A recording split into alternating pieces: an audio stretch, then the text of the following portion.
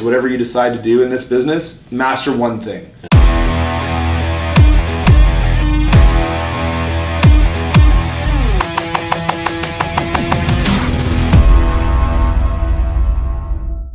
Welcome to the latest episode of Over A Pint, the first one I'm filming in 2020. We're here in Mississauga for the Buzz Conference tomorrow. It's 10 o'clock at night.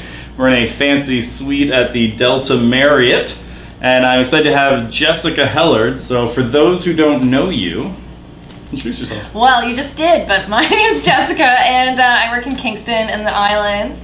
I've been doing it 15 years. And I work at Remax, and I've known Andrew for a good number of years now, and been following few here and there, and following Over A Pint for a while. So I'm excited to share some Kingston brews and. So in a Over A Pint first, we have Jessica Hellard brand Pale Ale. In a lack of foresight, we don't have a bottle opener. So luckily, we have our lovely beer boy, Matt Richling from Ottawa, who is going to MacGyver these open for us. So if you don't know Matt Richling, there you go. Now you're in it. Ottawa. You want to do it on camera and they can see the magic you're doing? He's embarrassed because he might not be able to open it. We'll see. We might pour a different beer in, edit it in later. Anything can be photoshopped, classic. Right? Video effects. Well, I do. Oh, I think we got it open. I'm impressed. I was like, he's using what looks like a miniature clothes drying rack. No, it's a shelf from the bar fridge. Wow. Okay. That's also what it is. You deserve a sip. You should have a sip. Enjoy. Or another of these beers. Yeah. So anyone who comes on the show does get a glass, and technically you were just on the show. The payment is excellent, but I'd like to try the beer. Yeah. Okay. The beer would help. So this is actually a limited edition. Jesus. Will never exist. Well. That is literally 100% head. Wow. Good pour. Welcome to the worst pour that's ever happened on the show. Hold it up. Oh, I did. I don't even think this has any beer in it. That is all head. Oh no, like by now we got like a half inch there. Gosh. By the end of the show. Jesus. Maybe we start with a different beer because they're. It was shook before. That must be what it was. I must have. Sorry. Shook it a little bit on the way up here. I did struggle. No, but this is a Kingstown Brewing Company, which does not exist anymore. So limited edition. Very limited. They were good at the time. It's all about positioning. Yeah. It smells good.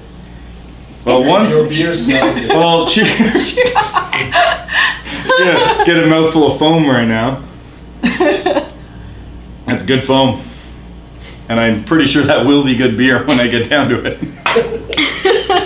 It's a great start to the episode. Yes. So. Well, I do have a couple others that are really. Oh.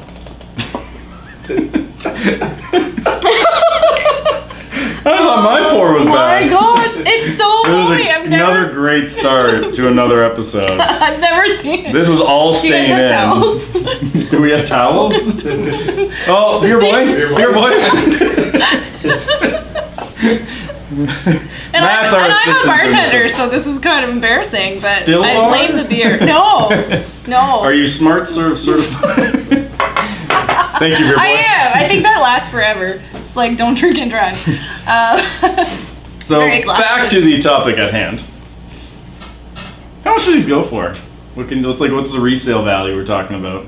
Oh gosh, limited edition foam beer. It's very pricey. This is unique.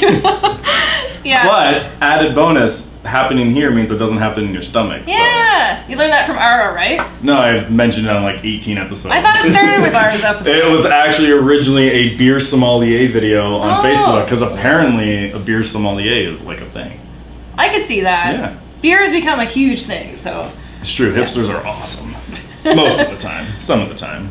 Yeah. We don't mind hipsters. Well, there's lots of like local brewing places everywhere now that are popping up. And, yeah. Hey, like we went to one last week. Yeah. There didn't used to be anything in Newmarket, but now there's stuff. If you haven't been to Newmarket, Main Street Newmarket is like pretty good. I mean, it's not like downtown awesome, but it's like suburbs downtown awesome. Yeah. So. Not as good as Kingston, but I'm a little biased. Hey, you have to come to Kingston before you can judge it. I've been there. I don't believe you. I trained your brokerage in Kingston at the Delta on the waterfront. Okay. That's enough detail that has to be true. It is true. Although, yeah, most places. I mean, in it was Kingston- 5.5 years ago. So, anyways, back to the show. All right. How long have you been in the business? 15 years. So I started actually when I was 19. Yeah, I was like, I can't ask you your age. I know. So I tell people because I go to clients and I think they're shocked when I say that, and Yeah, I was doing mental math. I do look young for my age, but I also, when I first started, I honestly am so grateful for anyone who really trusted me with their business at that age, because I probably looked 12, and it's one thing to handle a real estate deal when you look your age, but that was a young start as well. And you have a team now. Yeah. So I kind of gone through a couple ups and downs, but the last couple of years have been amazing, and I've been able to kind of bring on admin help. And that's one of the things that I actually really am passionate about, because I feel like a lot of people don't leverage out and get help before they're like losing their brain. Like it's basically they look to everybody else and they say, okay, that guy didn't hire someone until they did this many transactions. And so it's not like a magic number, because everybody's life is different and everybody's goals are different, and it's okay if you're not, the first one in and the last one out. If you're able to leverage and get more freedom, then that could be your goal. And so I was lucky to be able to find someone that could help and start gradually, and I didn't know if she would have a job in a couple of months, but it ended up paying for itself, and we've been able to grow from there. So if we go back to the beginning, how long until you got your first deal? Oh gosh, definitely at least 6 months. I know that's kind of like the classic number. Mine was almost exactly 6 months. And again, when I switched to Remax, which was kind of the start of the rebirth of my career, I call it. Again, it was 6 months there. But basically, I was told in 2005, you just get your license, you make $100,000 your first year easy without Child's play. Without very much work at all. Yeah. And I mean, I was expecting work, but it was very different, and then the market kind of switched around that time as well. So what were you doing to prospect then? Oh, I did all sorts of things. I actually followed Dean Jackson quite a bit back in the day. If you don't know Dean, look him up. Yes. He's the man. I know Chuck was one of the first people in his, he had like a group or something. Getting Chuck, listings program? Yeah. So I printed that whole package. It was like so much information. I was just an information hungry person trying to get out there and do things, open houses, classic. I did very different kinds of ads. If somebody's getting married, you might be considering this, or here's a guide, all sorts of things. 2005, where were you putting those ads? Oh, mostly in the newspaper, which was great. So much money spent on the newspaper. I did bus bench signs.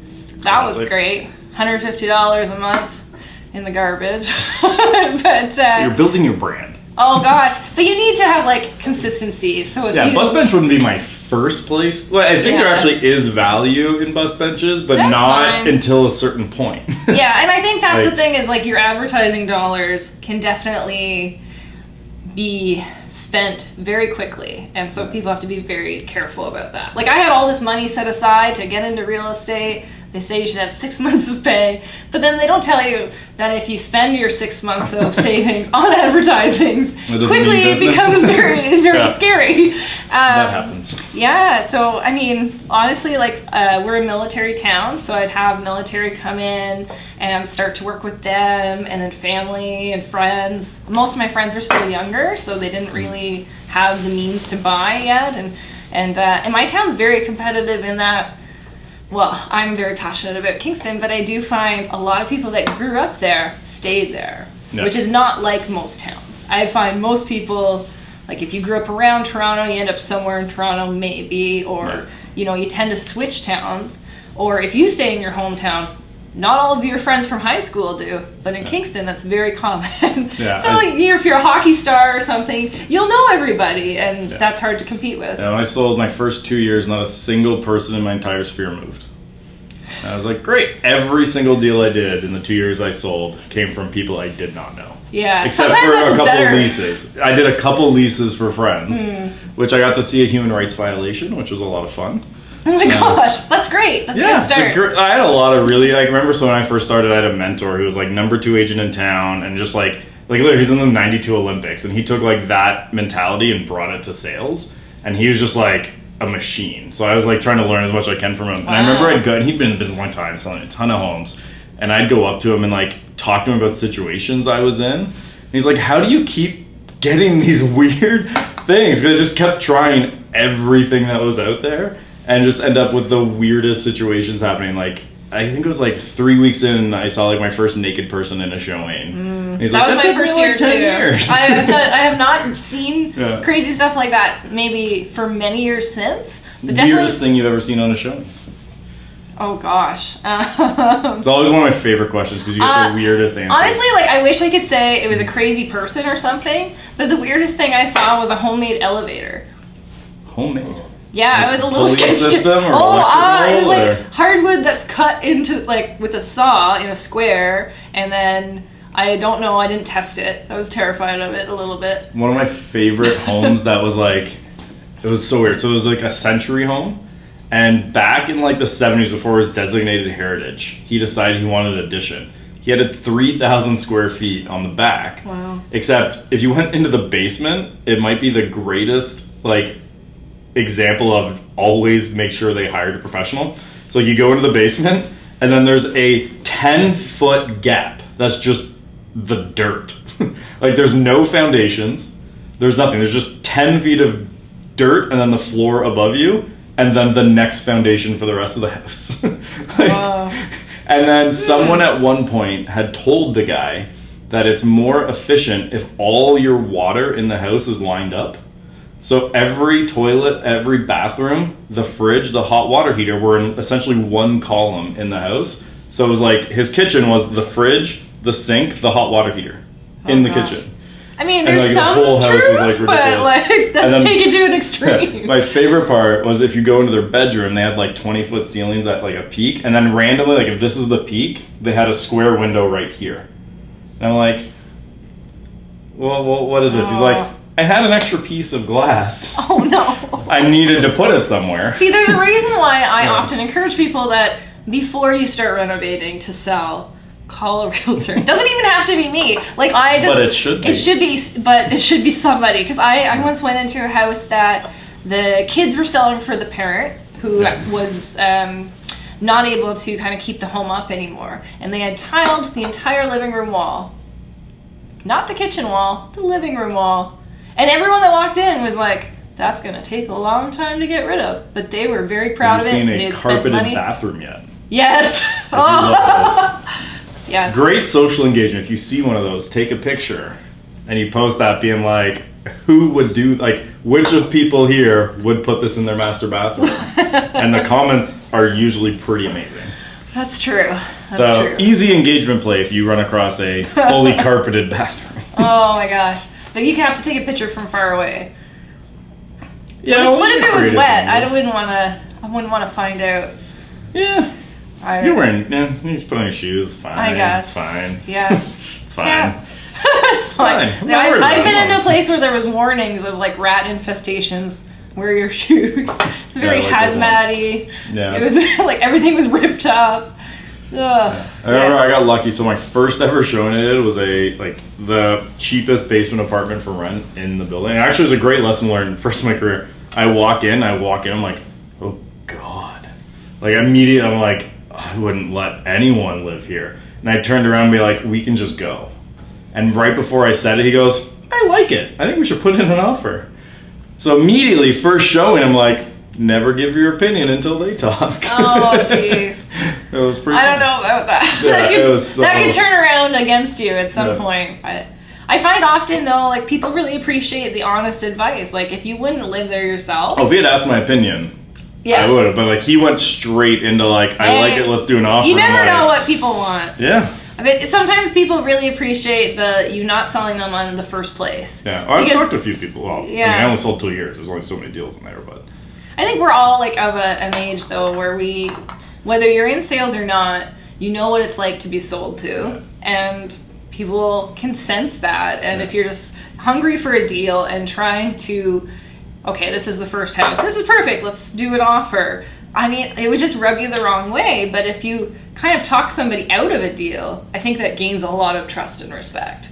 How long into your career until you thought, okay, this is gonna stick, and this is what I'm gonna do now? I'm extremely stubborn. So every year I was like, this is my year for many years. But then things would always change. I don't know, like life happens.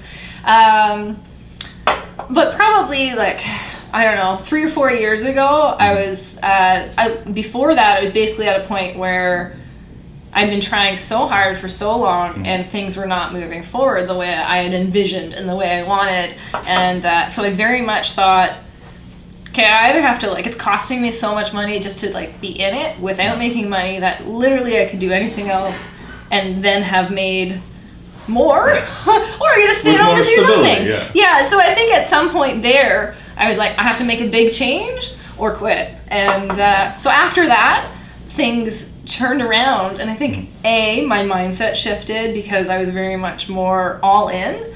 And then also I joined a different brokerage, which did have a different culture and a lot of different opportunities that gave me the ability to grow. But all of those things kind of lined up, plus still being like sticking through it and having all the experience, just not like, so I had so many ideas. And at that point, I was able to kind of start to feel like, okay, this is not detrimental to my whole life plan, basically, to be in. But I think I probably stuck it out longer than most for... So what was the closest you ever came to quitting? Oh gosh. Well, I definitely went part-time a few times. Yeah. Took a job at a toy store over Christmas to make bills. You gotta do what you have to do. Ran into a client, did not get that listing. Oh. Potential client. I went back to serving to, repay off my debts that I had gotten into with all the bus bench signs. Yeah. And then I actually had to serve a Royal LePage Christmas dinner, and I was so embarrassed. And was that your brokerage at the time? I left them. Oh, you had left them at that point. And then they were all like, "Oh, look what happened to you." Yeah. I mean, when things happen like that, sometimes it just makes me a little bit more stubborn to get back at it. But no, I think that's it's a valid thing that there was a few times where I was still in it, but I don't think I ever thought this is it until that point where I realized it was all or nothing sort of thing. So now that like you're obviously like, this is you now, like this is what you're doing, like what now is working to get you business? So I think what kind of worked for me over the long term was really, I just tried to be very authentic, which is very... It's not overused or no, by it's like synergy. Speaker. Authentic synergy is my favorite marketing scheme. Be you. No, but #blessed. I think I started to do more in the community, and I started to just be more aligned with what my actual, like, instead of me trying to say, oh, I'm this fancy agent that does all this, I just tried to be more myself, which I think came across as more confident and more engaged with the community. So I would go out and volunteer more. Didn't you start an animal shelter? I did. So that was another time where it was kind of like, I'm still in it. Oh wait, starting a charity is a little bit of work. A little bit. Yeah. I think honestly, I knew at the time though that like I'm passionate about animals, and I knew I wanted to do stuff with that. I did not think that I would do it at that point in my life. I thought I would do it when I was, a millionaire and had all this time, blah, blah, blah. But making bank, living the dream. Yeah, like it's like a later plan. And basically I just felt so called to do it, and there was such a need in my community for it that I kind of just started pursuing the steps. And then at every step I was like, we'll see. Like, if I can get a foster home, we'll see about the next step. If we need money, I'll ask for it, see if we get it, and if not, maybe we'll stop. And I just kind of kept going well. Yeah. And so, you know, we got a lot of support. Queen's University actually has a law program that they did all of our law stuff and our paperwork Nice. all for free. So it just made Well, that things helps. so much easier, of Yeah. course. Did you have a connection there, or you just? No, they do it for anyone who applies in the community. We're kind of like one of their success stories. So, but they've been really helpful over the years, and I think just the community. It doesn't take much if you're a volunteer-run organization to get a charity off the ground, but it definitely takes the right people, and I had a couple of the right people to start. But it definitely hit my business hard in the beginning because I obviously wasn't working in my business as much. And Well, now, like, even though it's not the goal, does it lead to business for you? yeah, it definitely does. Like people saw me in the news all the time with all these things, and I think they appreciated that. It's not so much like the people with You 10 can't, cats like, are calling directly me. trace, yeah. I can in a way. I think people, I think they value it in a very strong way, and I'm very known for it now. But so I think it's a lot more subtle. You know, like I don't think it's like I called you because of this. I called you because of this, but I think it's like we like you and we trust you because of this, and I think that's a big part of it. And then just being known in the community for doing things like that has really helped. But also I've always tried to kind of be on the tech edge of things. I spent a long time building my own website. That was a waste of time. I did that early on. Yeah, I was like, save money. It'll take me no time at all. My Coding. first website, Woohoo. $12 a year. Oh gosh, yeah. But it worked. I got a ton of business off it. See, I didn't. I spent a long time on... was blogging 3 to 5 days a week, though. Oh, I was just working on like organizing it and coding So I it. did. So at the time, so coming into the industry, I actually knew nothing about online marketing or tech in general. Like, it came from construction, and so my entire reasoning was I want to rank well on Google, so I'm going to use the Google-owned property. So I set up a website on Google Blogger.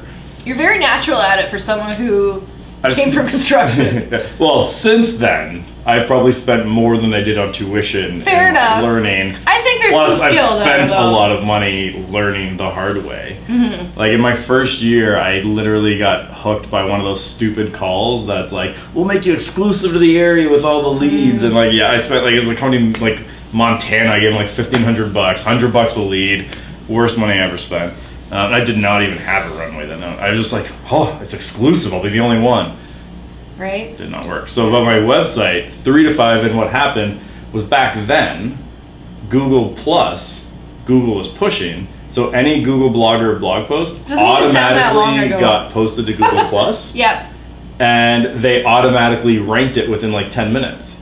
So if you I had never been on Google Plus, but because it automatically posted, if you looked at my Google Plus profile, I had like 27 followers, 100,000 views. Yeah. Like, it was a ridiculous ratio.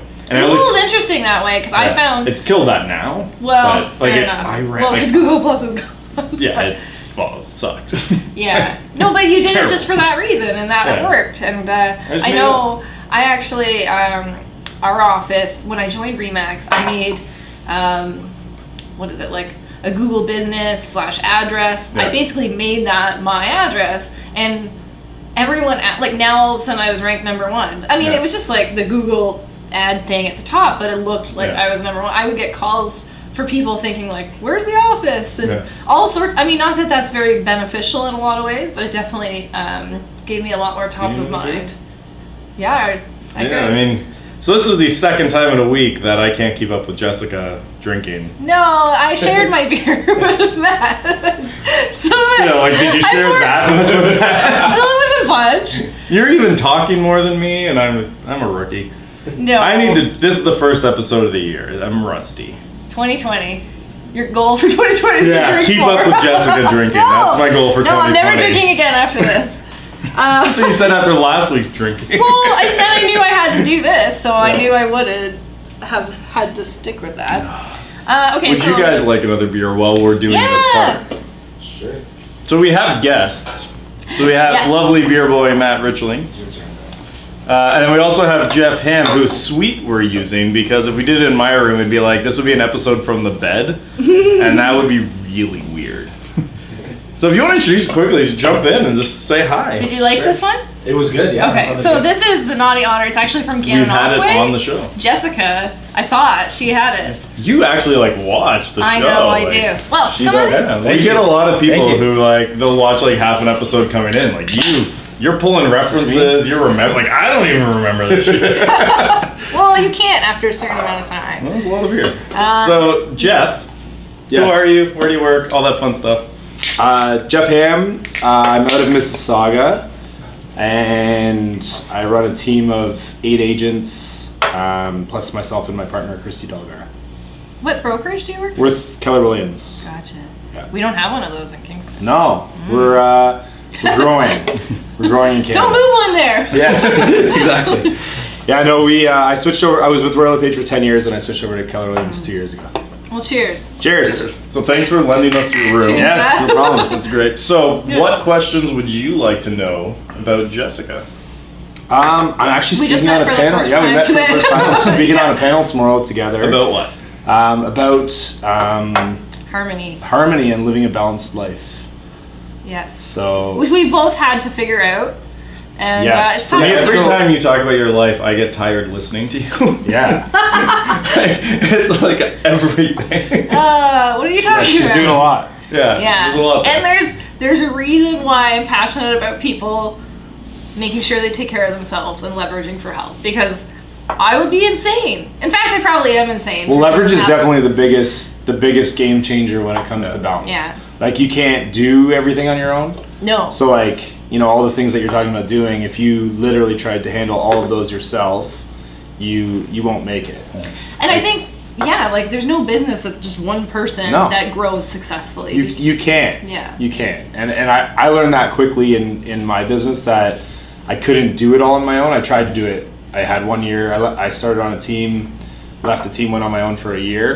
And that year was the best year of my real estate career. I did the most deals I ever did, but it was also the worst year of my life.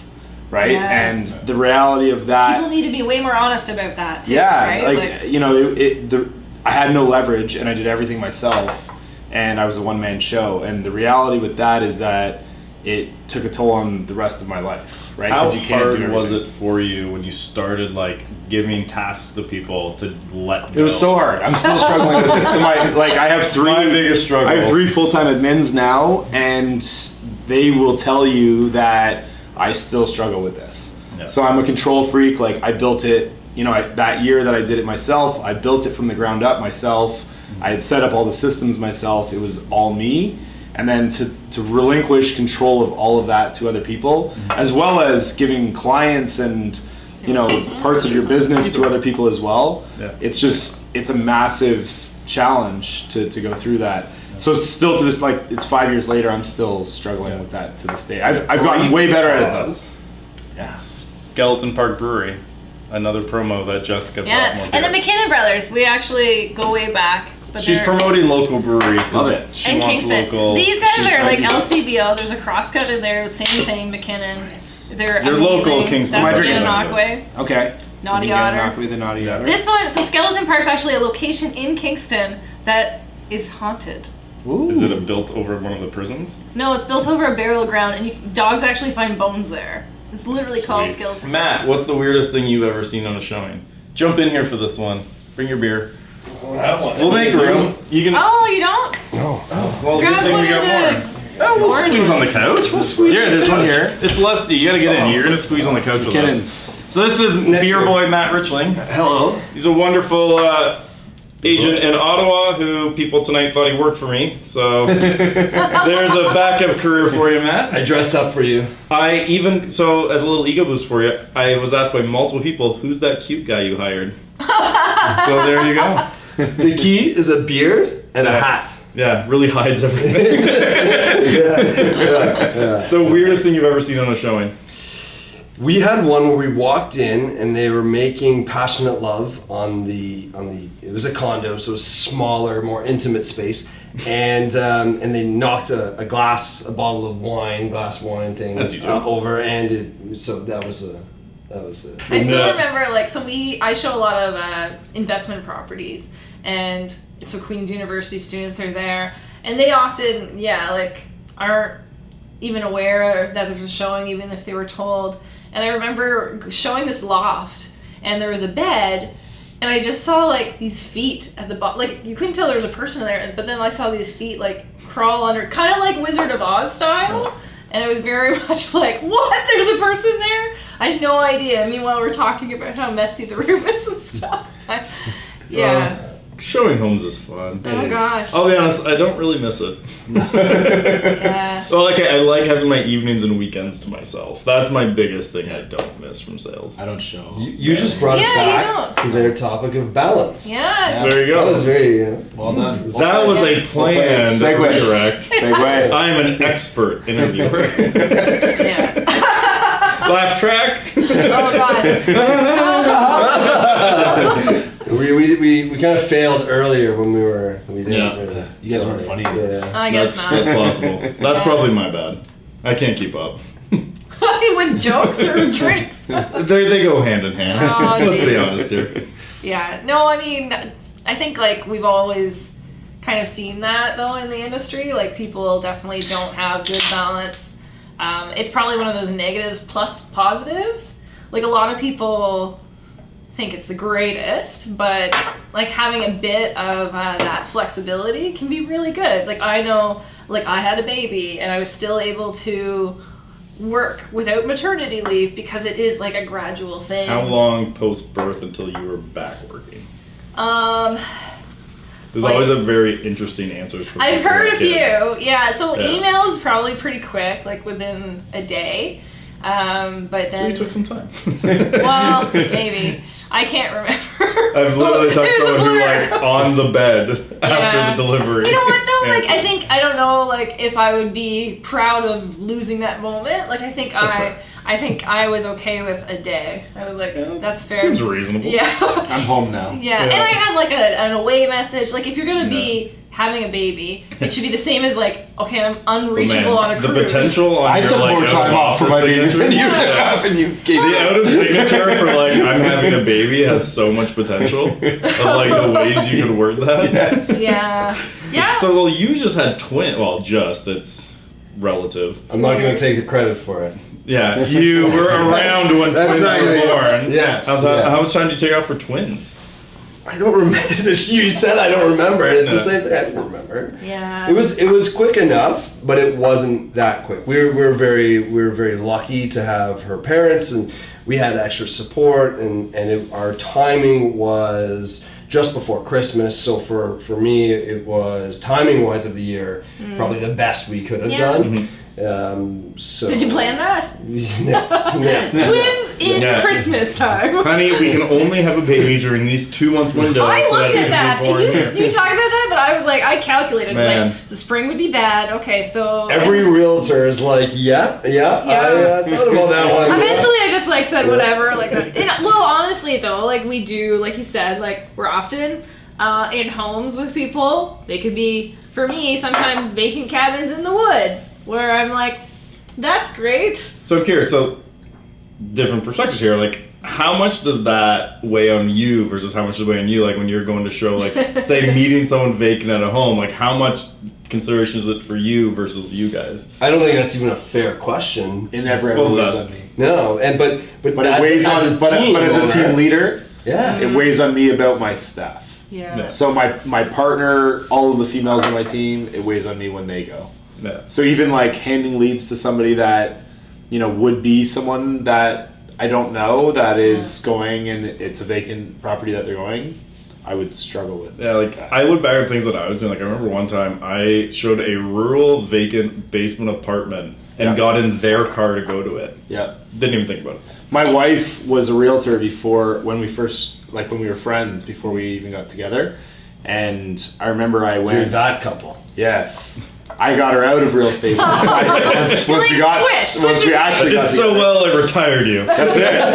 And so when we were friends, she called me and said, like, I have this, this person who's called me, and they had called her off of like a real estate book ad, right? So Yeah. she's a pretty girl. She had her picture in the ad, and they'd called her to go see this home. And so I sat in the car, cell phone on, waiting for her while she went in and showed, right? And it just made it clear to me that like this is the reality of Yeah. the world and what could happen. right? But personally, like for myself, I've never really worried about it. Like, but that's the world we live in. Yeah, right?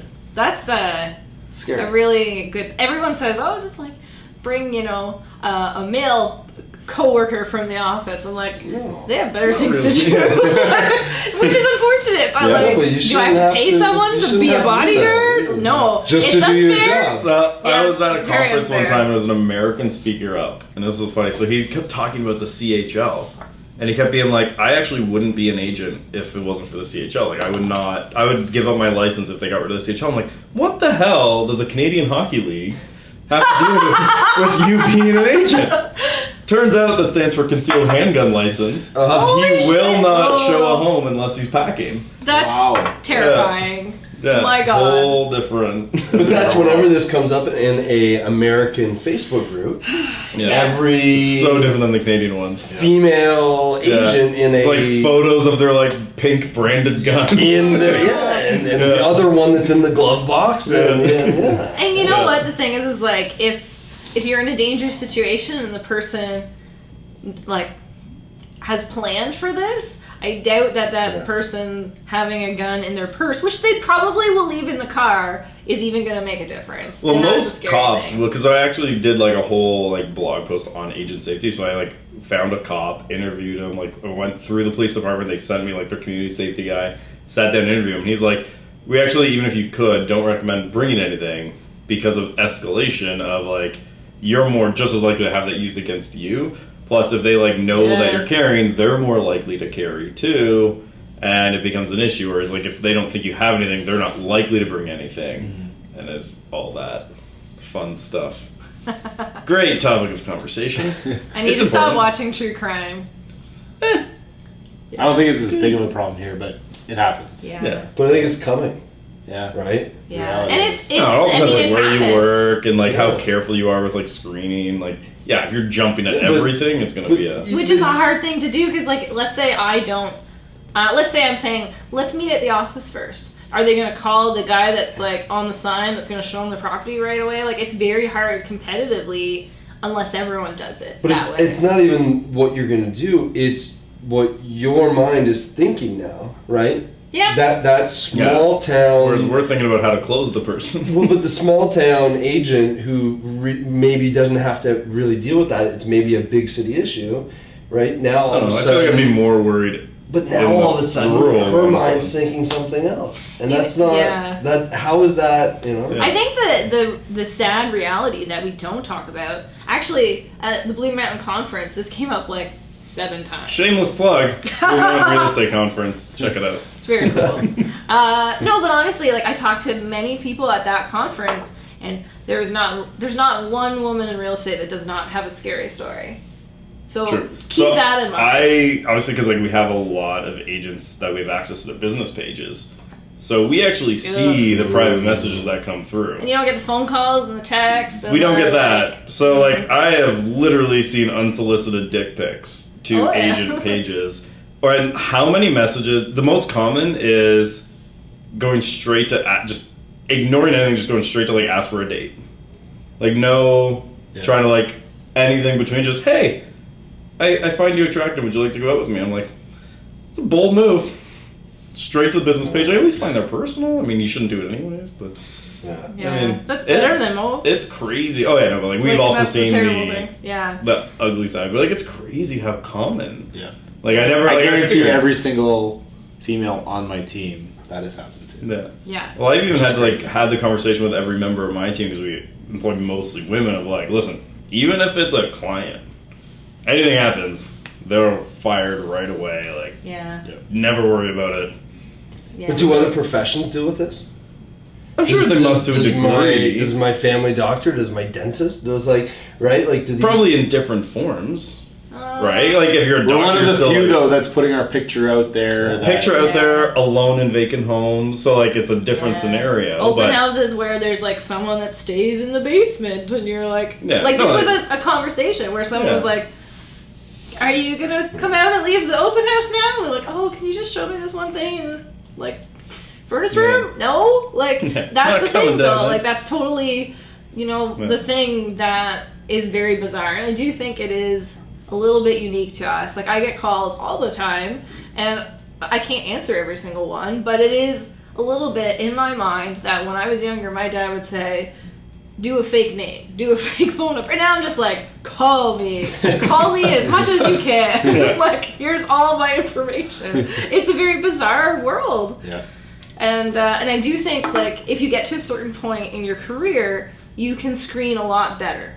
But if you're new and you're hungry and you need the money, you're going to be a lot more reckless, and because that's the way it is, and that's the scary thing, is it's going to be those people that are so excited to be able to bring home a check to feed their family, that's what's going to happen to them.